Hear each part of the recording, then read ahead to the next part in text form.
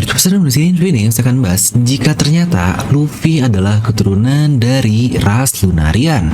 Nah, mari tanpa basa-basi lagi kita langsung saja wadaw.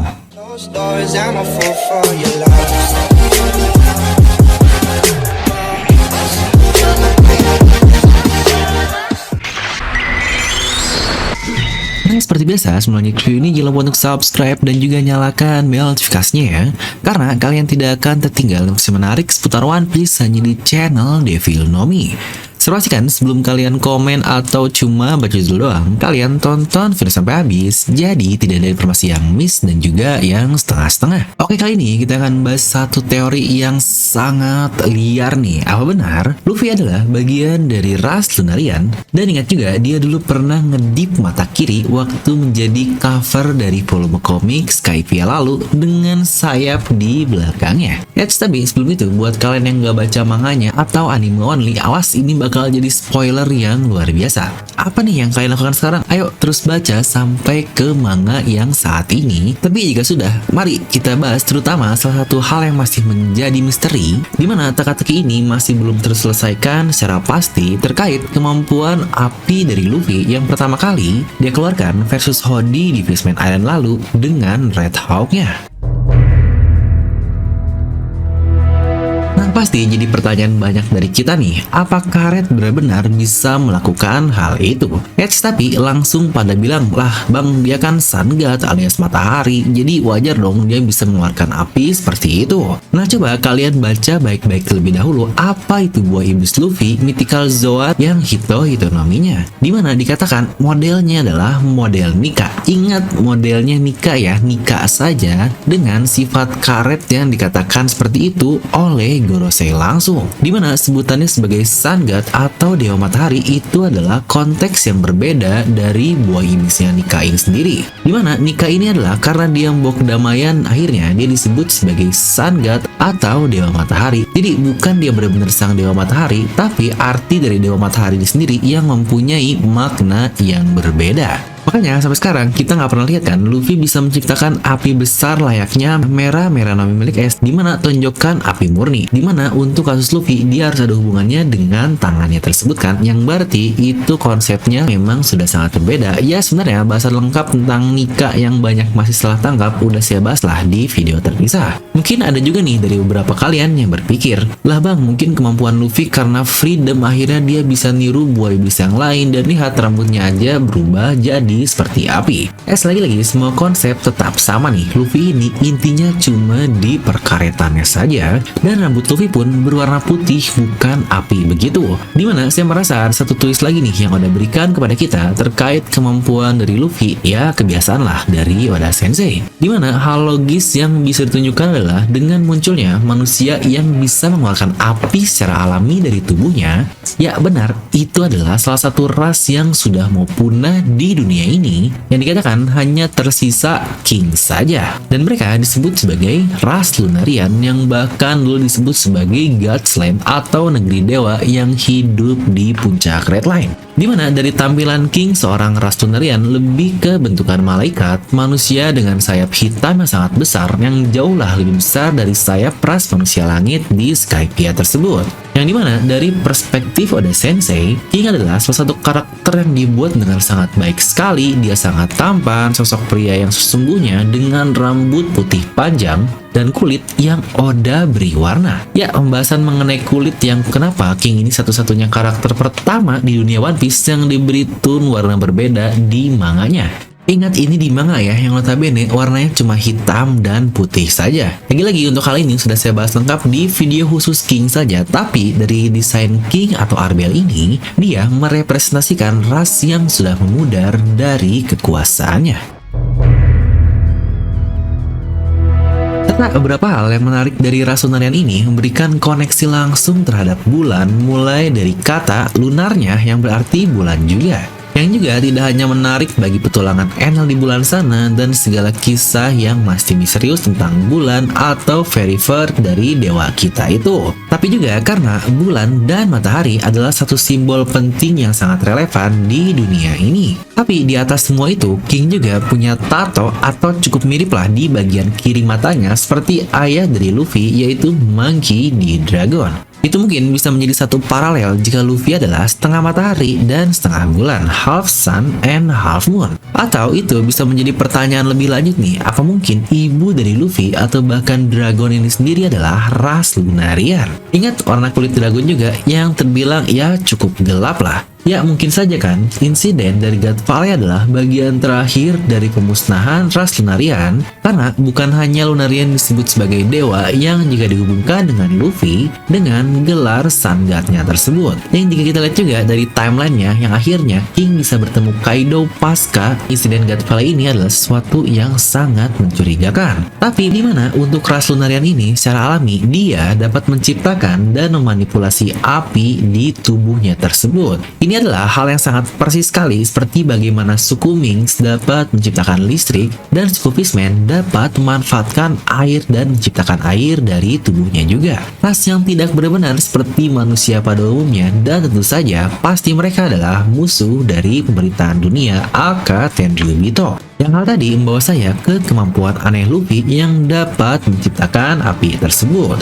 Jauh sebelum dia mengawakeningkan kemampuan Nika, Luffy sudah bisa menggunakan Red Hawk-nya yang notabene lagi-lagi kok bisa api keluar dari karet. Dimana semua kisah ini masih berhubungan dengan petunjuk selain buah iblis Luffy juga lah sesuatu yang sangat spesial. Kenapa kita diberitahu latar belakang kisah ini sekarang sebelum Luffy kalah dan akhirnya mendapatkan awakening? Kenapa secara spesifik memberitahu background dari King saja, tidak dengan Queen atau Jack yang bahkan Jack sudah ada dari Zou lalu? Yang bahkan kita juga tahu pemerintahan dunia masih mencari ras Lunarian dengan bounty sebesar 100 juta berry hanya dengan memberitahu keberadaan saja dan tidak menyerahkan orang tersebut. Yang berarti kita juga ketahui bahwa pemerintahan dunia masih mencari-cari buah iblis Nika ini selama 800 tahun lamanya. Jadi dari sisi saya pribadi ini memberikan hubungan kepada Luffy sendiri, atau secara lebih spesifik buah iblis Luffy dengan Nikanya. Dan siapa tahu klan D adalah turunan langsung dari ras Lunarian yang selalu dirahasiakan dari sejarah dunia. Dan sebenarnya saya juga mempunyai teori menarik bahwa klan D ini bukan benar-benar manusia secara utuh, tapi dia adalah suatu ras yang berbeda. Tapi mungkin ini akan menjadi mega teori yang terpisah lagi lah. Nah, Luffy dia menjadi bagian dari Lunarian tidak hanya menjelaskan asal mula kekuatan apinya, tapi menjelaskan dia dapat memanaskan tubuhnya untuk dapat mengawakeningkan buah iblisnya, seperti yang kita lihat ketika dia meleleh dan mengeluarkan asap sebelum benar-benar awakening di chapter 1043 lalu. Apa yang coba saya katakan di sini adalah menjadi seorang Lunarian mungkin salah satu syarat untuk mengawakeningkan buah iblis Nika, yang menjelaskan juga alasan kenapa pemerintahan dunia selalu ingin memusnahkan ras Lunarian tersebut dari dunia ini, dan alasan kenapa mereka tidak terlalu kejar mengejar Luffy karena mereka juga tidak tahu jika Luffy bagian dari ras Lunarian, dan jika dia memakannya juga ya mungkin tidak akan bisa mengawakeningkan. Jadi kurang lebih langkahnya harus seperti ini. Pertama, pemakannya harus bagian dari ras Lunarian, lalu part kedua memiliki buah iblis Mythical Zoan Hitohitonomi model Nika. Part ketiga adalah harus layak untuk membangkitkan buah iblis seperti kata-kata Kaido ketika kemampuan dan pikiran sudah bisa mengimbanginya. Dan part terakhir jangan lupa untuk sabrek. Dimana beberapa detail menarik yang bisa mensupport ide ini adalah alis Luffy yang berubah menyerupai alis Sanji di chapter 1044. Ya tepatlah seperti yang kalian pertanyakan.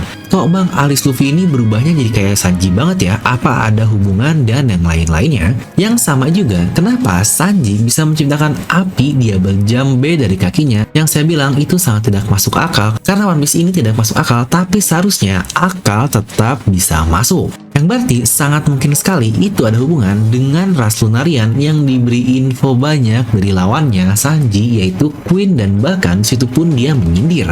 Kau bisa mengeluarkan api, emangnya kau ras Lunarian? Ya sebenarnya penjelasan lengkap tentang Sanji yang bagian dari Lunarian yang hubungan dengan Garuda dan yang lain-lainnya sudah pernah saya bahas juga lah di Mega Teori video terpisah. Yang dimana jika kita tarik lagi benang-benang merah yang banyak di One Piece ini ke belakang, hal barusan akan semakin masuk akal, terutama jika kita benar-benar kembali ke akarnya, yaitu di arc Skypiea. Ya, satu arc yang bisa kita bilang menjadi inti dari keseluruhan serial One Piece ini yang diperkuat di arc Wano Kuni, di mana Nika sendiri berhubungan sangat kuat sekali dengan arc tersebut yang lagi-lagi ini juga udah pernah saya bahas lah di Mega Teori yang lain. Tapi satu yang sangat mencurigakan buat saya adalah ketika Luffy mengedip di cover komik seakan-akan dia memberi foreshadow kepada kita, nih gua juga bagian dari ras yang sama nih dengan ras bersayap tersebut. Dan kedipan di mata kiri ini, bukankah itu menjadi suatu simbol sebagai alter ego? Yang itu ada hubungan dengan Nika dari buah iblis Hito-Hito Mythical Zoan-nya? Karena toh bukankah buah Zoan dikatakan memiliki tekadnya sendiri, will of their own? Jadi dari semua hal tadi ada benang-benang yang akhirnya terkumpul bukan tentang Senchok kita saja, yaitu hubungan Lunarian dengan Skypiea juga lah yang sangat dalam dan warna kulit mereka juga yang terlihat cukup gelap seperti King dan juga Dragon yang tadi saya lihatkan. Yang dulu juga saya pernah buat teori jika mungkin Dragon adalah bagian dari ras Shandia yang ada hubungan dengan ras bersayap dan yang lain-lainnya yang bisa berhubungan dengan Lunarian juga. Jadi jika kita sedikit simpulkan, yang menjadi bagian dari ras Lunarian yang sangat penting dan musuh Dewa Tenryubito yang sama dengan Luffy sebagai Klandi, bisa saja ada pada diri Luffy ini sendiri, atau bisa saja ras Lunarian ini ada pada Mythical Zoan model Nika-nya tersebut.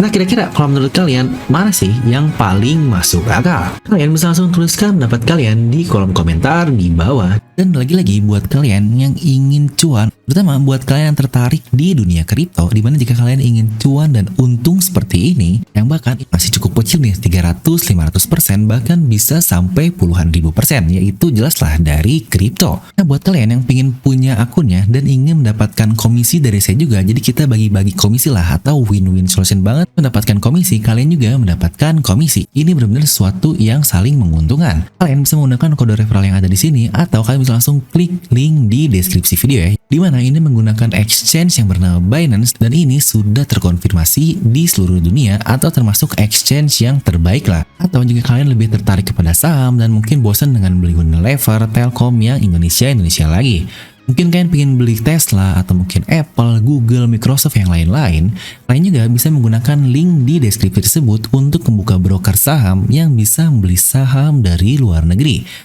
Tentu saja kalian akan mendapatkan gratis saham dan gratis dolar di dalamnya jika menggunakan link yang saya simpan di deskripsi di bawah ya.